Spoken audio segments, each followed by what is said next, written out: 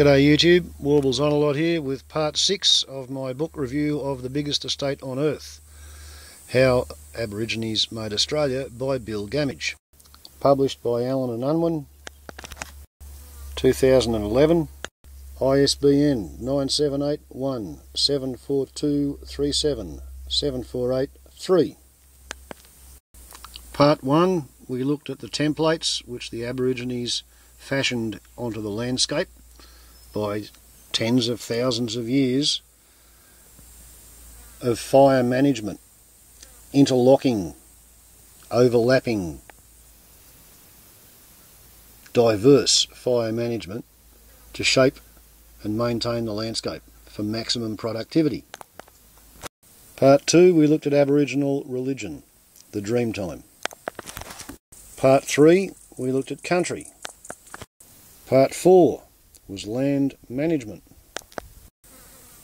Part 5 closed the end of the land management closest ally chapter, and we got on to associations. We looked at edges and we looked at belts, and we got pages of evidence about the belts, and then we come to clumps. Clumps or copses of trees or scrub stood in grass, heath or open forest. They made edges, gave shade and shelter, and protected springs, nests, plants and special places. Near rocks or water they were easily maintained by cool burning, but they also occurred with no change of soil or elevation, where people backburnt to make and maintain them. This needed fire controlled in intensity, direction and extent decade after decade. Clumps were in every climate and terrain, but may have been a Tasmanian specialty. Bruny Islanders showed Robinson that they were deliberate. Traversed a vast extent of clear country, interspersed with clumps or copses intended as cover for the kangaroo. The whole range for miles forming a beautiful picturesque scenery. This has been done by the natives when burning the underwood. They have beat out the fire in order to form these clumps. About 10 miles west of Mount William he crossed a very picturesque grassy plains interspersed with copse. Kangaroo is very plentiful. Passed over a large tract of ground where the bush had been burnt by the natives. West of Derby he came to a large plain of tolerable good feed. It was of great extent and abounded with kangaroo. I had seen no place like it on this side of the island, and the clumps of trees of various sorts gave a delightful park-like appearance. I named it Kangaroo Park. This country had been well burnt off. So we've got clumps, and then we come to clearings. Grass clearings, bracket, patches, pockets, corners, grasses or balds, close bracket, lay in forest, scrub, heath or spinifex. When a clearing becomes a plain is a matter of opinion, but each varied habitats and multiplied edges. Many can still be, quote, seen, notably where eucalypts are recapturing grassland. Some newcomers learnt a clearing's purpose. On Bellenden, Kerr, Queensland, a small level zone was reached. These zones, Maurawar explained, were used as camping grounds by the natives when making their flying hunting trips to these mountains, and were swept clean for spaces of 10 to 20 feet. They were known as plaria and denoted by numbers. Each plaria had certain tribal responsibilities and laws attached to it. East of Herberton, Queensland, Palmerston found a pocket, that is a big piece of open country, about 1/4 of an acre in size, circular shaped, used by the Aborigines for war dances and fighting. They take particular care to keep the place free from jungle, which would creep over it in a few seasons if allowed. Further south, Dalrymple saw the whole of the open ground of this portion of the floor of the valley dotted with old and recent bora, bracket, dance grounds. The soil was beaten down hard and bare over a space of 1/4 of an acre. On a creek off the Macquarie, New South Wales, Robert Matthews surveyed a dance ground, a dry level patch 150 by 20 metres surrounded by open forest, enclosing a thick scrub of belar, false sandalwood and other brush timber. So we go on for pages of examples of clearings, and then we get on to templates. People today think of what animals need. In 1788, people thought of what animals prefer. This is a crucial difference. What animals prefer always attracts them. Kangaroos crowd onto golf greens. They don't need to, they prefer to. For short grass, they defy flying golf balls and angry greenkeepers, even when safer grass is metres away. Possums prefer fresh tips, so move readily from unburnt urban parks and fringes into green-laden backyards. In the centre, native bees prefer desert bloodwood, so people take care not to let flames or smoke damage its flowers. Most animals prefer particular shelter: Euros, rocky hills; koalas, tall eucalypts; scrub wallabies, thick growth. Even scavengers have preferences. Emus eat grain, tips, flowers, insects, mice and small lizards, but prefer fruit, so such adaptable opportunists can still be attracted. People catered to preferences. They coupled preferred feed and shelter by refining grass, forests, belts, clumps and clearings into templates. Unlike plant communities, associated, distributed and maintained for decades or centuries to prepare country for day-to-day working. Templates set land and life patterns for generations of people. They were the land's finishing touches, offering abundance, predictability, continuity and choice. Typically, people chose a feature like water, hill or rock and laid out a template on or beside it. Grass might separate forest from water, tree belts channel a plain, grass and heath alternate, clearings line a rainforest ridge, and so on. Templates for a plant were put where best suited plant and people. Templates for an animal were kept suitably apart but linked into mosaics ultimately continent-wide. Each template might have multiple uses or overlap, but together they rotated growth in planned sequences, some to harvest, some to lure and locate. They were thus of many kinds, some still detectable, others now gone forever in resurgent forest or dried out wetlands. All demanded controlled fire. It was not only shepherd, bands, sanctuaries and totems reinforced abundance, open seasons and culling limited excess, planting improved crop yields, but fire was the closest ally. Random fire defied the logic of templates. It could damage a template but not repair it. It could leave clumps and patches but not sustain them over generations. It made animals disperse, not concentrate. It could not distinguish fire to hunt from fire to lure. It was never welcome. System and precision were its enemies. Controlled fire could govern where animals would and would not go, because Australia, alone of continents, had few big predators.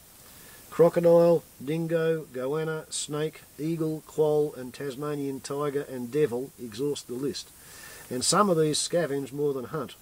Few threatened people or deterred grazers, so templates activated in rotation could be as close and apart as suited their animals, and alternated with country meant to deter, an unlike template or a natural feature. Robinson noted, the inland natives have their hunting grounds for the different species of game, i.e. boomer, forester, wallaby, kangaroo, wombat, porcupine, etc., the same as the coast natives have for their fish, such as particular rocks for muttonfish, crawfish, oysters, mussels, chitons, and etc. These are very precise distinctions. Speckling land and sea this way secured diversity, predictability and convenience. Few Europeans recognised this deliberate variety. Almost all thought the landscape natural. The great gift Australia's plants gave to let people shape the land with fire had few British parallels. Tasmania and the mainland can each be seen as one template system, island-wide, for given the law, a system could not terminate. It was inescapably cooperative. Like templates had to be not too many or too few, too close or too far. They had to reconcile sometimes delicate and conflicting interests. Predator versus prey, fireweed versus seed eater, annual herb versus perennial feed. Was a template for hunting, harvesting, camping or sanctuary? Was a ceremony planned or completed? How normal was the weather? How experienced the fire managers? What should be done if it was time to burn grass for kangaroos or yams, but its lizards or bees had had a bad year? Neighbours and totems must negotiate. The very existence of totems evokes the centrality and flexibility of fire in Aboriginal thinking, because totems assume that people animals have power to make pivotal decisions about the environment, and that ritual plus burning or not burning implements these decisions. This sensibly assumes country laid out to empower totems and enforce the template system, for in every place the law decreed which template and totem had priority. Citing templates was not simple. Templates for plants might divert and disperse animals. Templates for animals must be away from crops. There was no point in having a crop eaten or in luring animals to places people regularly disturbed. Patches to clear tracks or margins or protect cultural sites might still make pick, so had to be blended in.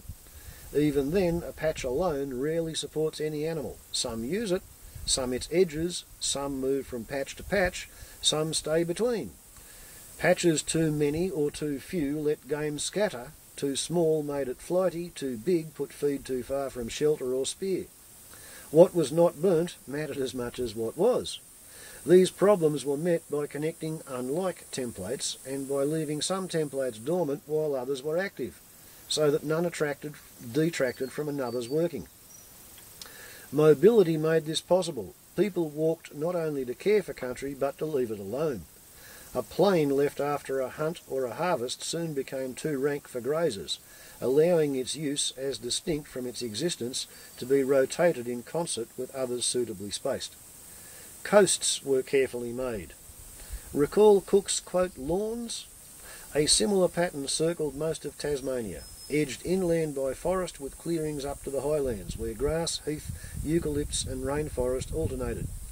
On the Vass, near Busselton, Western Australia, Nicholas Bourdin described a coast common in 1788. Inside coastal dunes, the land was completely covered with scrub and stubby trees of various kinds. Next one finds a plain, about a short quarter league, 1 kilometre in extent, ending at the edge of an immense forest that offers a most pleasant view.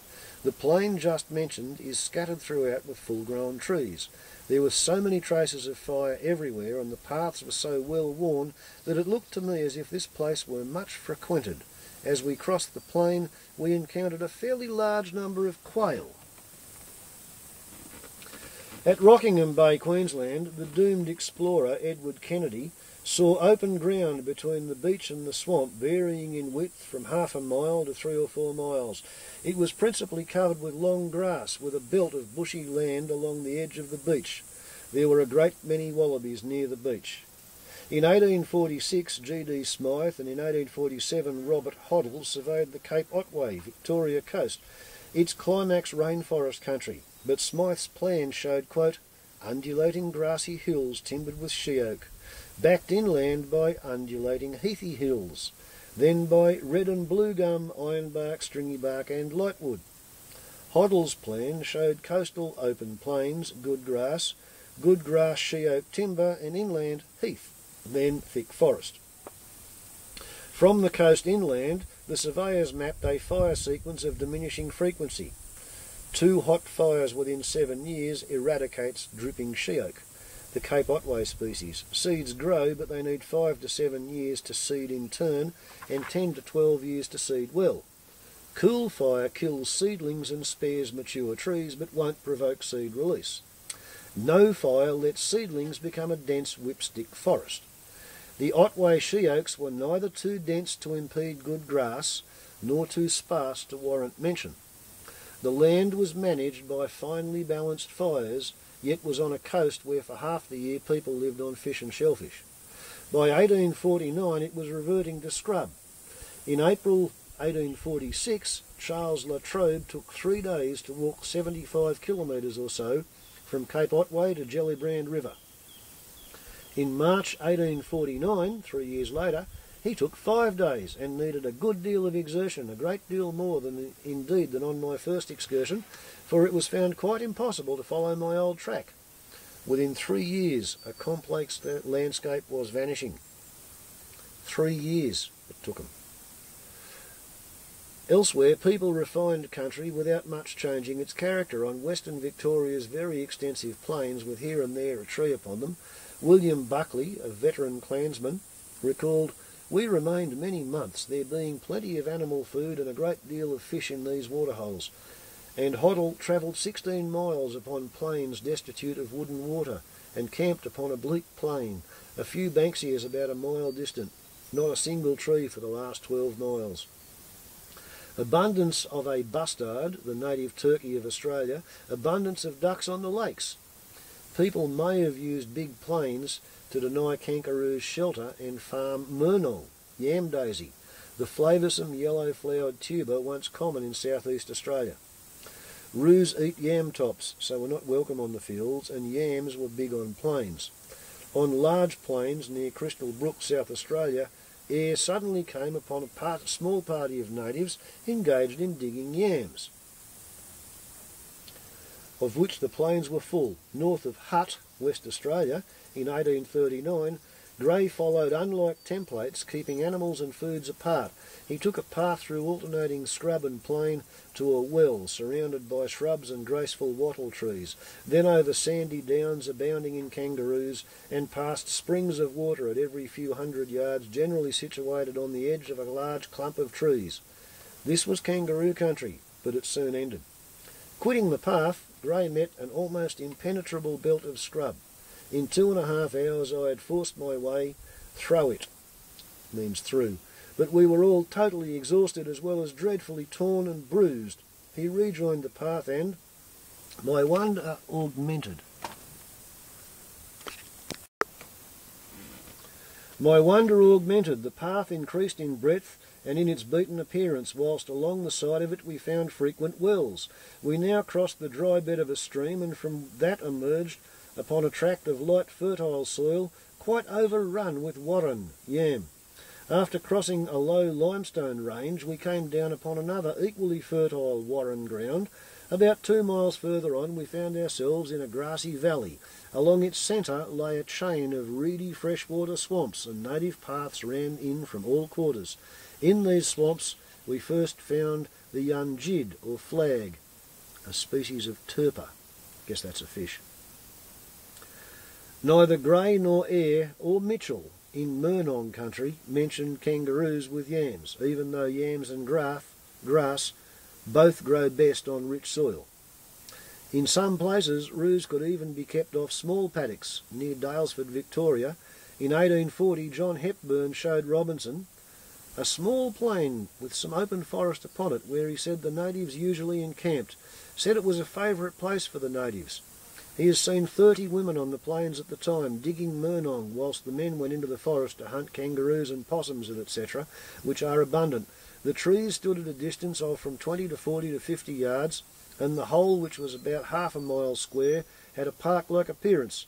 The banks on the opposite side of a creek was thickly wooded. A small tableland, grassy, was directly opposite. In other places, separating roos and yams was not possible or not preferable. In Tasmania, kangaroo bounded before us in every direction. The country in this part is delightfully pleasant, with little grassy hills and extensive plains, where the young kangaroo grass was shooting up on the burnt ground, forming a beautiful carpet of green pasture, and the plain was studded with a yellow flower. Well, that'll be the murnong daisy again. Possibly the grass was burnt at harvest time, deterring the roos and exposing the yams. The most obvious templates were for kangaroos, the biggest and fastest grazers. These illustrate how precise templates must be, but how possible this was. Red, plains and grey forest kangaroos prefer to graze in the open. They eat herbs, grass and tips, but as a professional hunter put it in 1860, are very partial to kangaroo grass. They prefer, and when young, need grass golf green high and fresh when it is softest to eat and most nutritious, with a high nitrogen content. Except in drought, it is 75 to 95% of their diet. Only young males travel far, but reds can see and smell rain up to 20 kilometres away, and will move up to 30 kilometres to green pick. Searches spread, one finds feed. The mob smells it, smells its breath and follows it back. In forests with more water and grass, greys will travel 5 to 7 kilometres for pick. Reds have favourite places but are opportunist in finding feed. Greys have a beat between feed and camps. Both drink little, dew often sufficing, but prefer water nearby. For shelter, reds seek shade not too dense with a view and in open country, preferably in long grass in summer and short grass in winter. Tree clumps on tussock plains are ideal. Greys prefer cool gully scrub on hot days, dry rises out of the wind on cold days, and timbered rises at night, all without enough undergrowth to slow them down. Both prefer edges.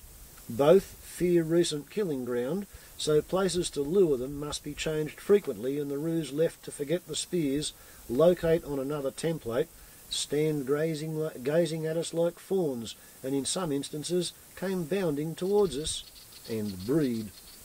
In the north, pick has most nutrient in the late dry, so grass for brooding was burnt then, but in general roos are opportunist breeders, holding a fetus until conditions are right.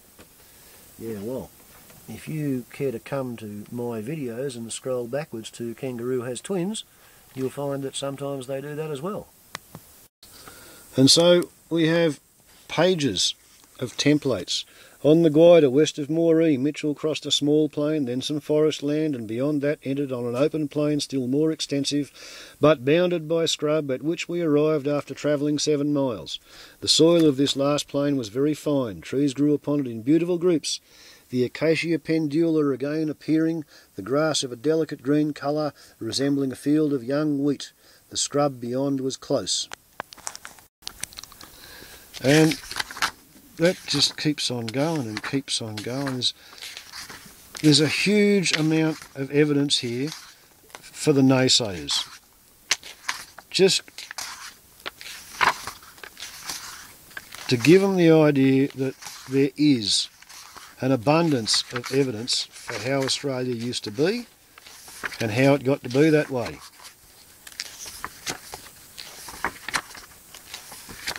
Right? Yeah, becoming Australian. Which is Bill Gamage's treatment of the invasion. At Albany, West Australia, John Wollaston noted, "Warung flourishes where the best feed for stock is found, hence the usurpation of the ground and the secret destruction of the Aborigines.